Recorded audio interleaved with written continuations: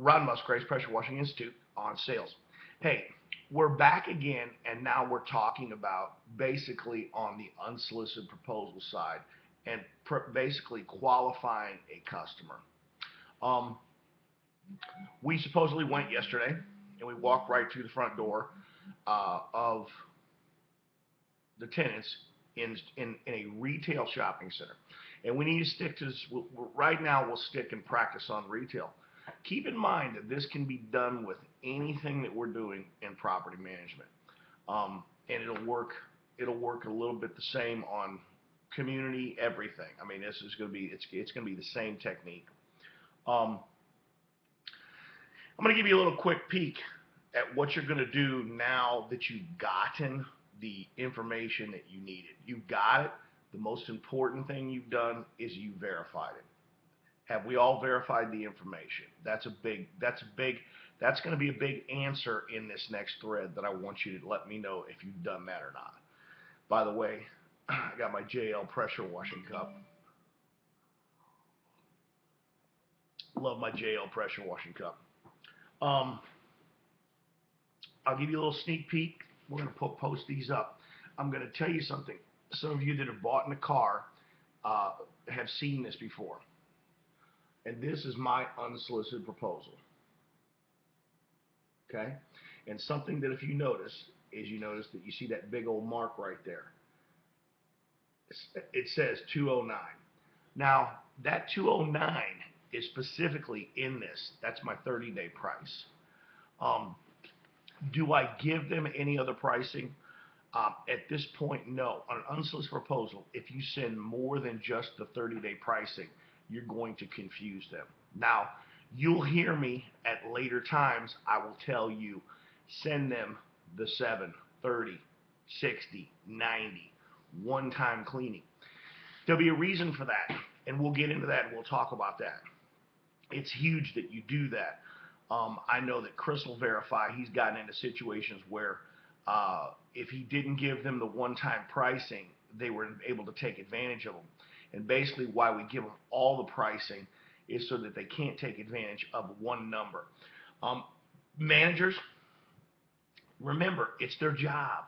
Their job is to negotiate. Their job is to get a good price.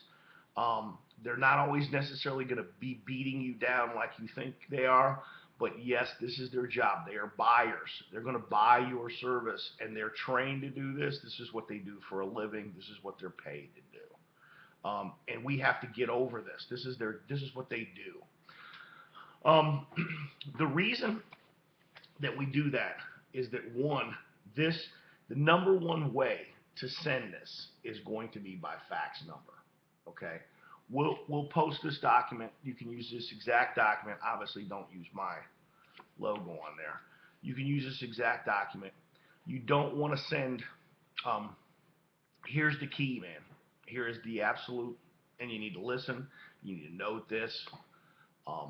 When you're sending the unsolicited proposal, I'll have guys call me and go, Ron, I've done 45 proposals, and I've gotten nowhere. Nothing's happened. No one's called me like you told me they would.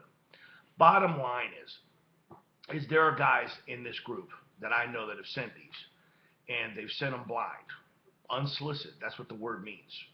Somebody didn't request them.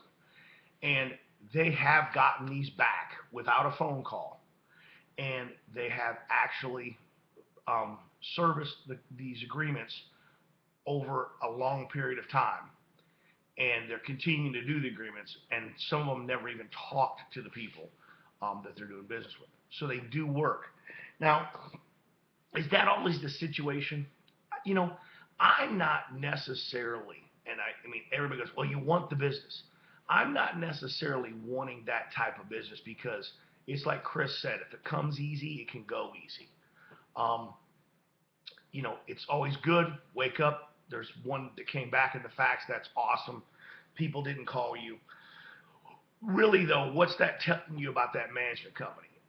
It was telling you that they were desperate. It was telling you that could be a person just really lazy on the phone or on the other end of that, and she just has a need to get it done, and she got it done, and she liked your price. She may not have even known that she didn't request the proposal. We'll get into that later, because what happens is a lot of different people in those offices are requesting proposals. So sometimes they don't even know that you didn't send it. The number one key with this whole thing, and this is it, this is what I'm going to explain to you. Send this alone. Do not send it with an introduction letter. Do not send it with another cover letter. Just send this, and preferably, I said, by fax. Now, I would fax it first and foremost, and then I would also mail it.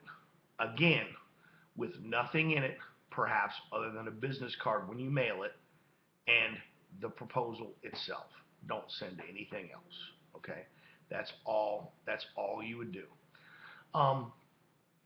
Now, this here, we jumped ahead. We've got to assume that obviously to get these measurements after you step one and got the information of who this is going to, you would have actually gotten the measurements off the shopping center and had actually be able to write this thing.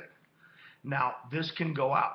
Now, do you want to make a phone call saying that, hey, this is Ron, I'm sending you this unsolicited proposal? No. Don't make the phone call. Believe me, you're going to get a phone call back, okay? If you don't get a phone call back, we're going to have a process where you follow these up. Now, keep in mind, I'm going to warn everybody. I'm going to say this again. Don't go out and do 8 hours of this stuff. You'll get yourself into trouble. What you want to do is when you're first doing this, if you're excited about it and you're anxious about it and you want to get really started on this and you're really going gangbusters, first of all, do a few hours a day, a couple days a week. I'm going to, once you get this program going, not going to recommend you do it more than 2 hours every week. And we'll show you how just 2 hours a week can generate several $100,000 in sales for you over the next 12 months. And we're talking again about residual income sales, not one-time hitters. This is income that's going to repeat for the rest of your life, okay? So step one, we got the information that we needed. Most importantly, we verified the information. Step two, you've measured the center. You've now got it on your unsolicited proposals type form. Here it is. We've used our big permanent magic marker. I'm gonna do a little trivia here. Who has seen that before in their life in a sales situation? I want to see if somebody knows where they've seen that before. We'll give a little bit of a prize to the group for somebody that can guess where they've seen that before. I know that it's going to ding in your head. Some of you are going to remember, and you're going to be able to tell me. Now, remember, no solicitation, no advertisement with this when you send it. Send it by itself. Before you get ready to send these, remember I said by fax preferably, and we always want to mail it as a follow-up as well with one business card. Okay, there we go. There's step number 2 for you. Ron Musgraves, Pressure Washing Window Cleaning Institute, out.